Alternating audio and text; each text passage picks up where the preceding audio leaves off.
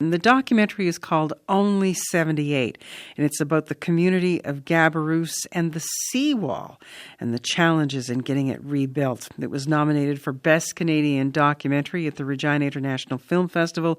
It was part of the Toronto International Film Festival circuit in Milton, and it was also screened at the Atlantic Film Festival. And now you will be able to see it on iTunes.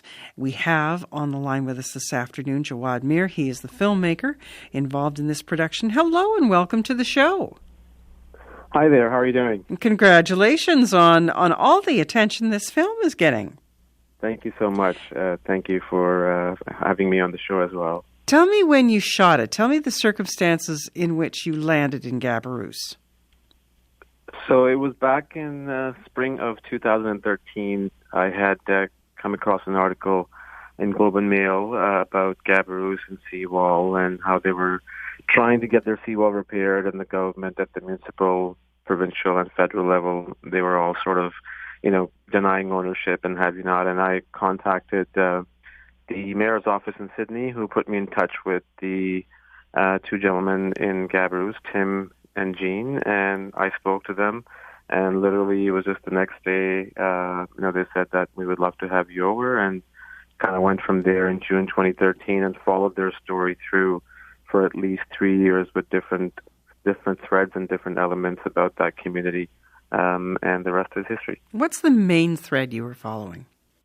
It was essentially a small community of 78 people, an Asian community, and how they came together to get their seawall repaired, which was deteriorating from hurricanes and storms, and that's what we went in with. But as we started interviewing people and whatnot, obviously climate change was a big factor in there, but it was also the village and the people inside and their life, and how there were newcomers coming into the village, and how they, with the conjunction and help of the people who were living there, took this fight on with the government. And somewhere in that window of time, there was a new fire hall built, a new community room. There were things being built in the midst of this fight to have that seawall repaired. Right, that's correct, and it's interesting that you mentioned that, because when we were filming, there were so many things that we could have in the film. Like, we shot a lot of stuff, even about the new fire hall and everything else that was going on. But you could tell so much in a small in a documentary of an hour and 10 minutes. So we documented what we felt sort of worked. We put together what we sort of worked with the story, and we put that out to the world. When did you debut it to the public? It was in September of 2017 at Atlantic International Film Festival. I believe it was September 18th in Halifax, and we had a sold-out screening. Actually, my a little correction, a month before that we had a screening in Sydney at a local church, and it was packed over there as well, followed by the Atlantic International Film Festival screening. And since then, you've taken it to festivals outside of the Atlantic region. What has the response been? It's been quite positive.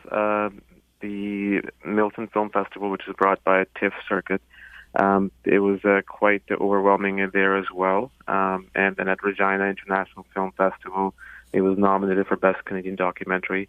So, the response has been great, and we have received a lot of positive feedback from people in the community, not only, but also in the East Coast and abroad. And now with the push of the release to iTunes, we're hoping to get some good reaction from there as well across North America. Why are people interested in this story?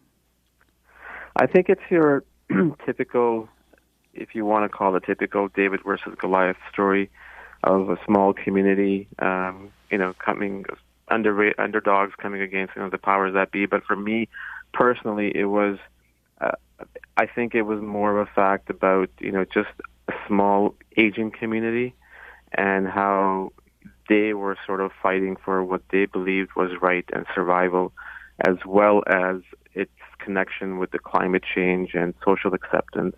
But the social acceptance part came in later on, but initially that's what attracted me to it, and I think that's what people sort of liked as well, that the climate change element and coming together in unity and social acceptance. It's something that we can sort of all connect to, especially in this day and age. Well, Jawad, thank you so much. And we can see this on iTunes at the beginning of the month.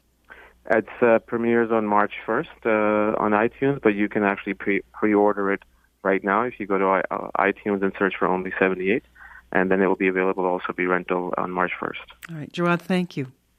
Thank you so much. That's Jawad Mir, and the film is called Only 78. It's about Gabaroos and the fight to have the seawall repaired. You can buy that on iTunes now, or you can rent it as well.